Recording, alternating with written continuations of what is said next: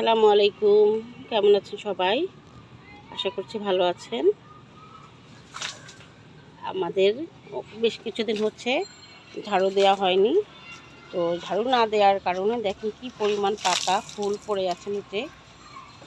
আর এই পাশে এই বাগান বিলাস গাছ, ছোট্ট একটা চারা, বাট প্রচুর পরিমাণে ফুল ফুটে আছে।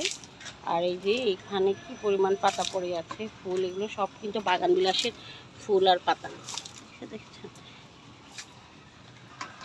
তো অনেকে হয়তো বা মনে করেন গাছ লাগালেই হয়ে যায়, গাছ লাগালেই ফুল ফুটে, গাছ লাগালেই ফল ধরে।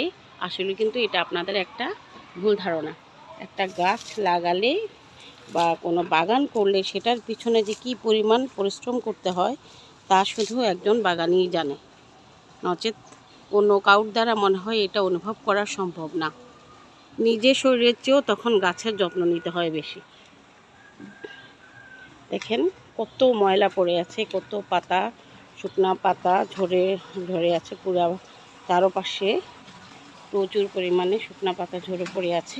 আর এই যে এগুলো কিছুক্ষণ আগে ঝাড়ু দেওয়া হয়েছে। এই পাশটা কিছুটা ক্লিন করেছি। দেখেন কত বড় একটা বালতি, এক বালতি পাতা। এগুলো আমি অন্য মাটির সাথে মিক্স করে দিব, নতুন কোনো গাছ লাগালে সেই মাটির সাথে মিক্স করে দিব। এখানে প্রচুর পরিমাণে পাতা। আর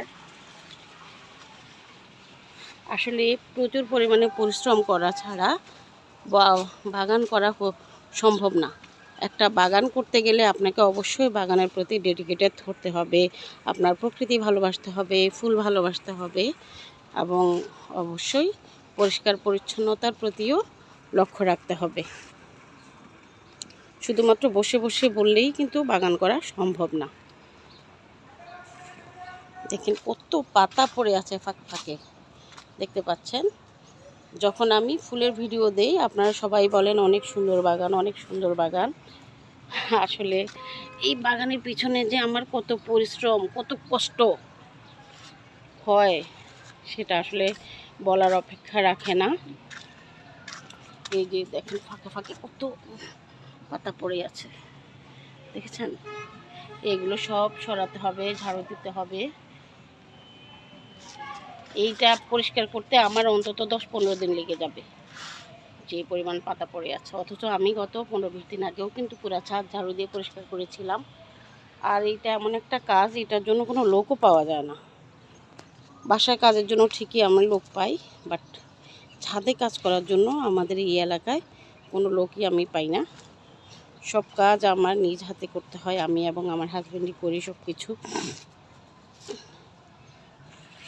তো ভালো থাকবেন সবাই। আর আমার এই ভিডিওটি কষ্ট করে দেখার জন্য সবাইকে অনেক অনেক ধন্যবাদ। আমার ভিডিওটি যদি আপনাদের ভালো লেগে থাকে তো অবশ্যই লাইক, কমেন্টস এবং শেয়ার করবেন, আমার পাশে থাকবেন। ধন্যবাদ।